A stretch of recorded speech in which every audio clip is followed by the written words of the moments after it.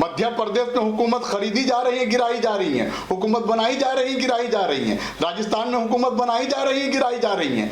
Election होगा, corona virus से कोई दिक्कत नहीं है, कोई परेशानी नहीं है। इलेक्शन जो है इलेक्शन होगा, चाहे वो मध्य प्रदेश का इलेक्शन हो, राजस्थान का इलेक्शन हो, या आने वाले दिनों में सितंबर अक्टूबर में बिहार का इलेक्शन हो, वो इलेक्शन होना है। इन पॉलिटिकल पार्टियों को मजदूरों और मुल्क के लोगों के इलाज पर हुकूमत करना है।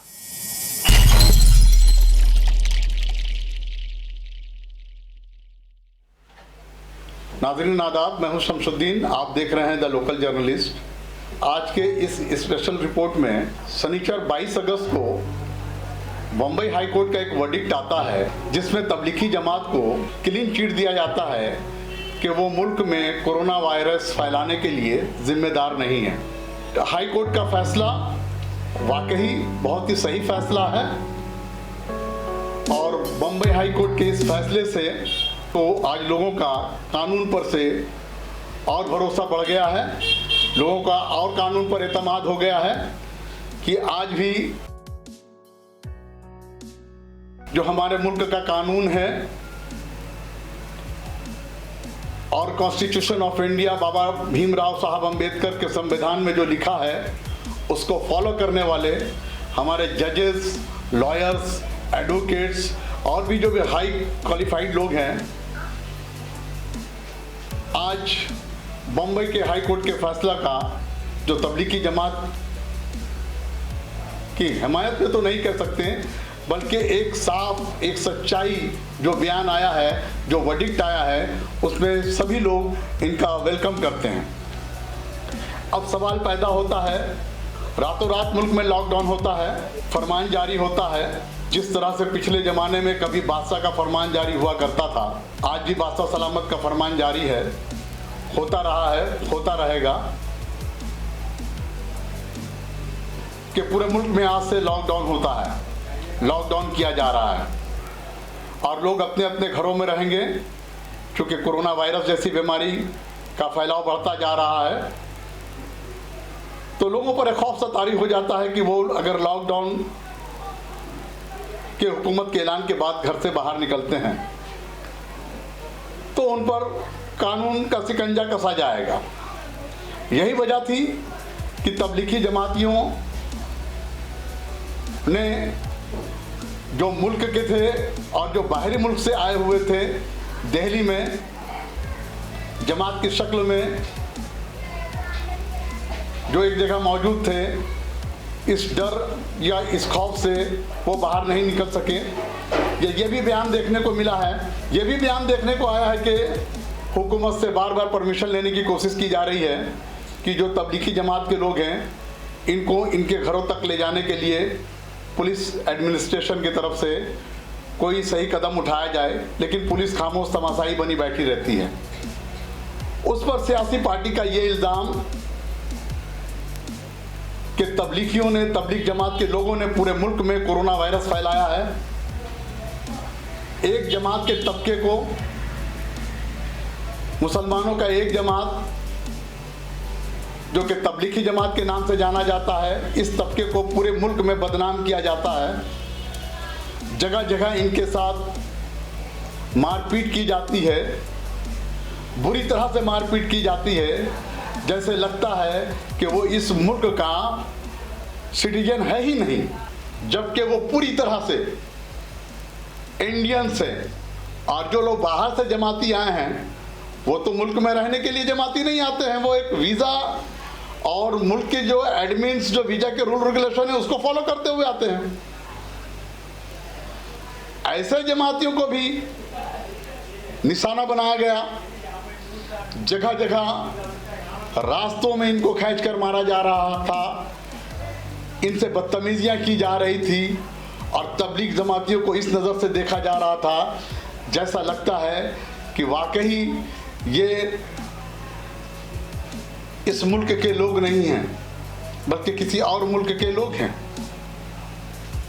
बहुत अफसोस के साथ ये कहना पड़ता है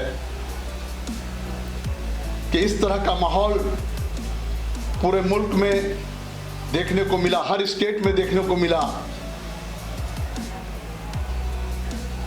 जहां पुलिस की एडमिनिस्ट्रेटिव टीम भी जगह जगह तलाशी कर रही है तबलीगियों की, ना जाने वो कौन सा जुर्म कर दिया है। कोरोना वायरस एक बीमारी है, हुकूमत ने लॉकडाउन जारी किया, अच्छी बात है, सब लोग फॉलो कर रहे हैं अपनी अपनी तरीके से। लेकिन अब सवाल ये पैदा होता है कि क्या दिल्ली की जमातियों ने पूरे मुल्क में कोरोना फैलाया?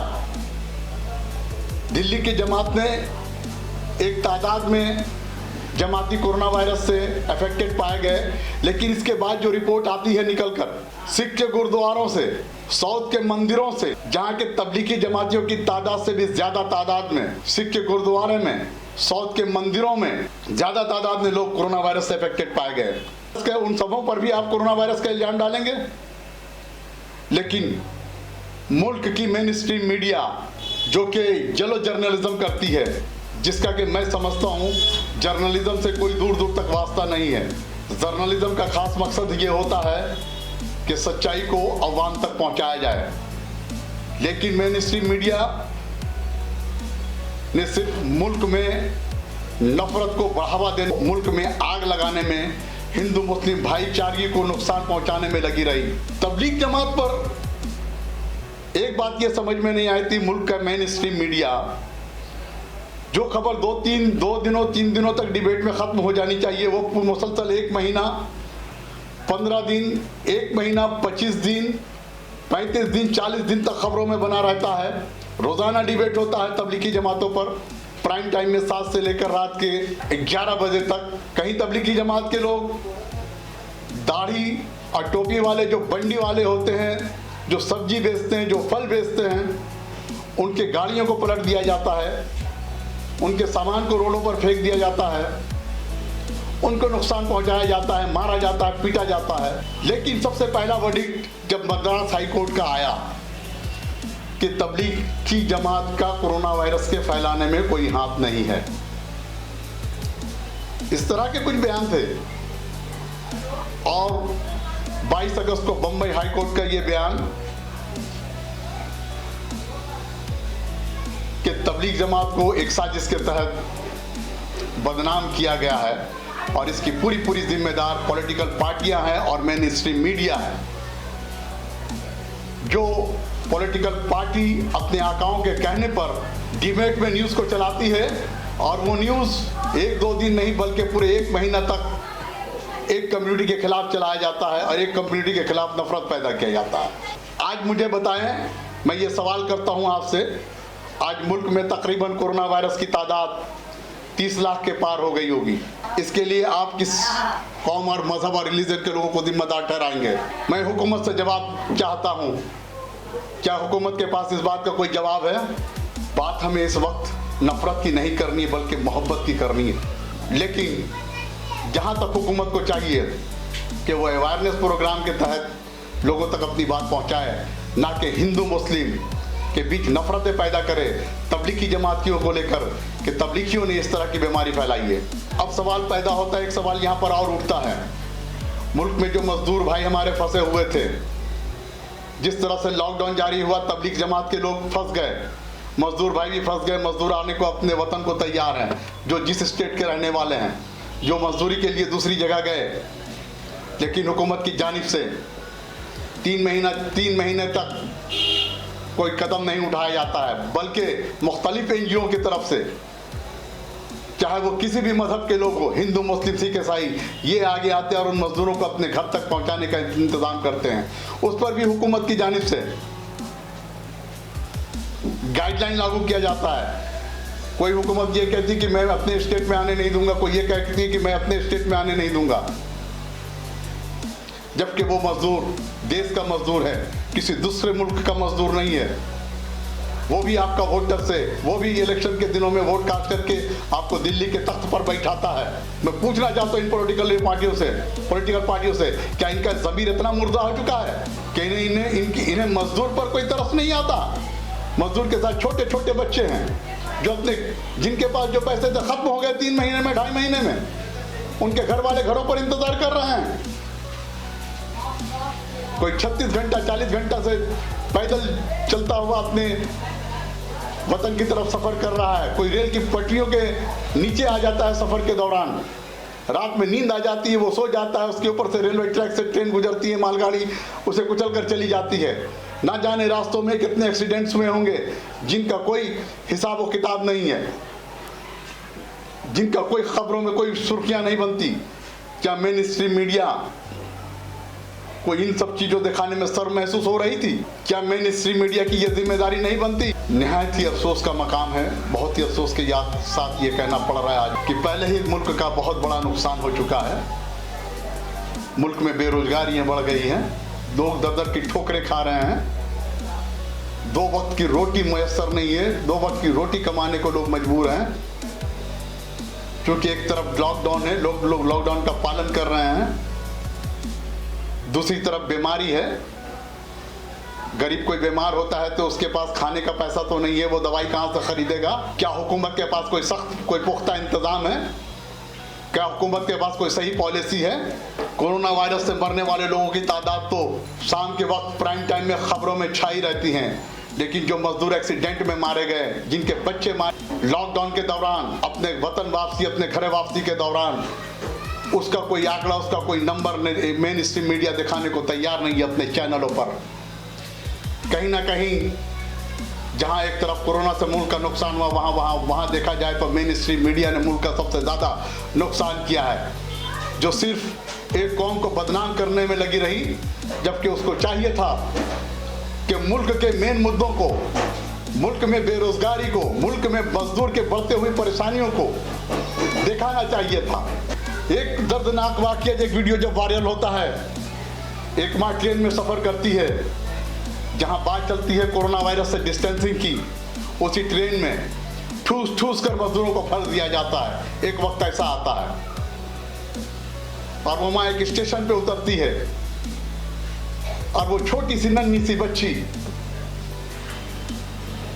माँ को स्टेशन पे लेटी हुई देखती है तो उसके पल्लू को खींचती है, साड़ी को खींचती है कि माँ मुझे भूख लगी है, मुझे तो दूध पिला दे।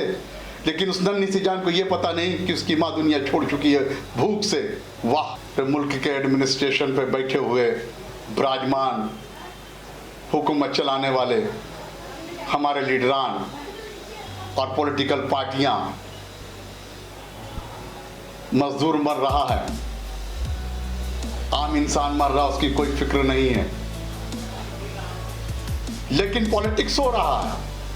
मध्य प्रदेश में हुकूमत खरीदी जा रही है, गिराई जा रही है, हुकूमत बनाई जा रही है, गिराई जा रही है, राजस्थान में हुकूमत बनाई जा रही है, गिराई जा रही है। इलेक्शन होगा, उसमें कोरोना वायरस से कोई दिक्कत नहीं है, कोई परेशानी नहीं है। इलेक्शन जो है इलेक्शन होगा, चाहे वो मध्य प्रदेश का इलेक्शन हो, राजस्थान का इलेक्शन हो, या आने वाले दिनों में सितंबर अक्टूबर में बिहार का इलेक्शन हो, वो इलेक्शन होना है। तो इन पॉलिटिकल पार्टियों को मजदूरों और मुल्क के लोगों के इलाज पर हुकूमत करना है, ये साफ जाहिर है। जनता ये अच्छी तरह से जान गई है।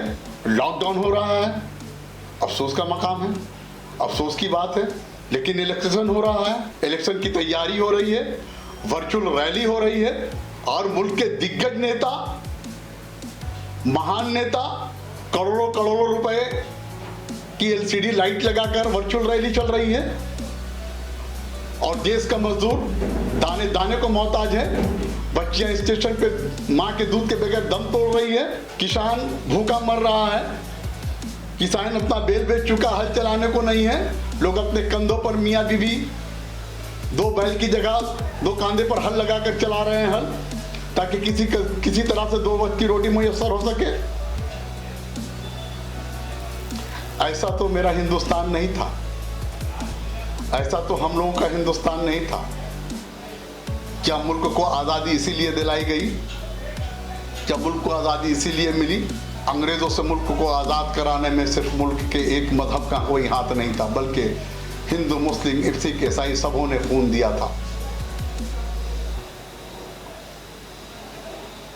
आज मुल्क दूसरे ममालिक के मुकाबले में आज भी मुल्क हमारा तरक्की याफ्ता है, विश्व गुरु बनने जा रहा है। बिल्कुल बनेगा विश्व गुरु हमारा मुल्क, लेकिन क्या इस तरीके से बनेगा मुल्क विश्व गुरु? क्या मुल्क का विजन यही होगा?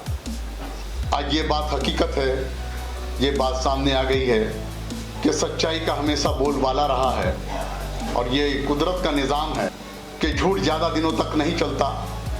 सच्चाई को सामने आना है, चाहे वो मद्रास हाई कोर्ट की शक्ल में हो या 22 अगस्त के बम्बई हाई कोर्ट की वर्डिक्ट की शक्ल में हो, जिन्होंने ये कहा कि तबलीगी जमात कोरोना वायरस के फैलाने में तबलीगी जमात का कोई रोल नहीं है। कोरोना वायरस है, बीमारी है,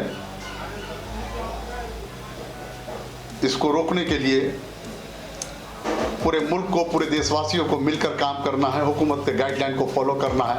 लेकिन ये एक बात याद रहे, पॉलिटिक्स नहीं करना है किसी भी कीमत पर।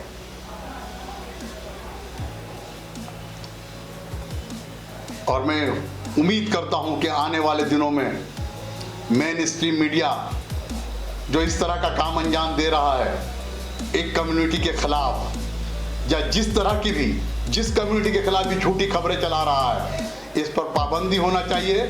मेन स्ट्रीम मीडिया को, ऐसे मीडिया को बंद करना चाहिए, बल्कि लोगों को सड़कों पर आना चाहिए, कानून के दायरे में ऐसे मीडिया के खिलाफ आवाज़ उठानी चाहिए और ऐसे मीडिया को बंद करवाना चाहिए और ऐसे मीडिया को सख्त से सख्त कार्रवाई होनी चाहिए, ताकि मुल्क में नफरत और ना फैल सके और मुल्क में सभी लोग गंगा जमनी तहजीब को मिलजुल कर हिंदू मुस्लिम भाईचारगी के साथ मुल्क के लिए तरक्की, मुल्क के लिए काम कर सके, ताकि मुल्क हमारा हिंदुस्तान दूसरे मुल्कों से भी आगे तरक्की कर सके। सारे जहां से अच्छा हिंदुस्तान हमारा। Subscribe now and press the bell icon. Never miss an update.